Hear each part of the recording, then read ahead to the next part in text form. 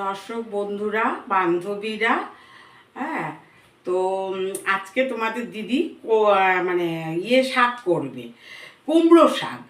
তো কুমড়ো শাকটাকে আমি নুন হলুদ দিয়ে চটকে ভালো করে মেখে রেখেছিলাম, আর খুব একদম নরম কচি ছিল। এই যে কুমড়ো শাক দেখো, আর এটাকে করব আলু বেগুন দিয়ে, বড়ি দিয়ে, ঠিক আছে। কিন্তু শুনেছি কুমড়ো দেয় না, তার কারণ ছাই মায়ে খেতে নেই, ওই জন্য কুমড়োটা দিইনি, ঠিক আছে। এবার আমি বড়ি দিয়ে আলু বেগুন দিয়ে কুমড়ো শাকটা করব। হ্যাঁ, প্রথমে আমি কি করছি, এই দেখো তেল দিচ্ছি।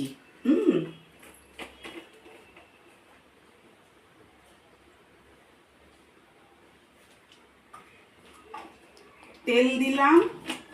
এবার আমি কি করব, হ্যাঁ, এই শুকনো লঙ্কা, হ্যাঁ, শুকনো লঙ্কা আর পাঁচফোড়ন। হ্যাঁ, তোমরা শুকনো লঙ্কা রসুন দিয়েও করতে পারো, কিন্তু আমি শুকনো লঙ্কা পাঁচফোড়ন দিয়ে আজকে করছি।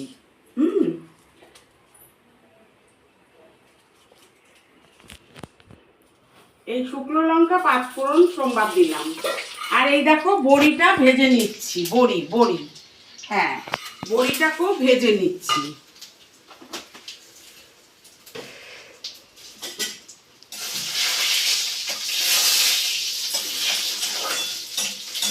এই বড়ি ভাজা হয়ে গেল, হ্যাঁ, তারপরে আমি এই আলু বেগুনটাকে ছেড়ে দিচ্ছি, দেখো। এবার আলু বেগুনটা ভালো করে ভাজা হবে।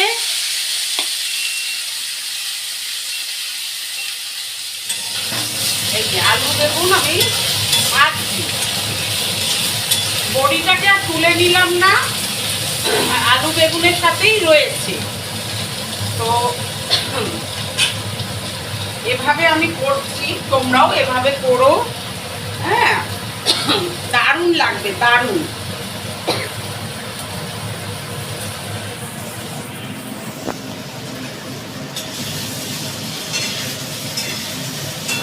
এই দেখো কি সুন্দর ভেজে নিলাম। এই দেখো আলু বেগুন বড়ি পাঁচফোড়ন শুকনো লঙ্কা সোমবার দিয়ে ভেজে নিলাম। এবার আমি শাকটাকে ছেড়ে দিচ্ছি, দেখো শাকটাকে ছেড়ে দিচ্ছি। এই দেখো কি সুন্দর হচ্ছে, দারুণ। দেখো বন্ধুরা, কুমড়ো শাক, একটু নুন দিয়ে দিলাম স্বাদ মতন। দারুণ হচ্ছে, দেখো। আগে তো ওই কুমড়ো শাকটা মাখার সময় দিয়েছি, হ্যাঁ, মানে একটু হলুদ দিয়ে নুন দিয়ে মাখিয়েছি, আর কুমড়ো শাকটা ছিল একদম কচি।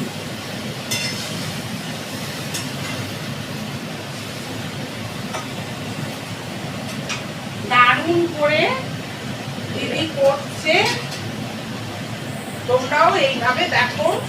কড়াইতে দেওয়ার সাথে সাথেই হয়ে গেল। এই দেখো, দেখো কি সুন্দর হয়ে গেল, দারুণ। ভাবতে পারছি না, ও এই শাক দিয়ে একবার খাওয়া হয়ে যাবে। দর্শক বন্ধুরা, বান্ধবীরা, তোমরা এইভাবে কিন্তু করে খাবে। এই যে দেখো এত সুন্দর করলাম,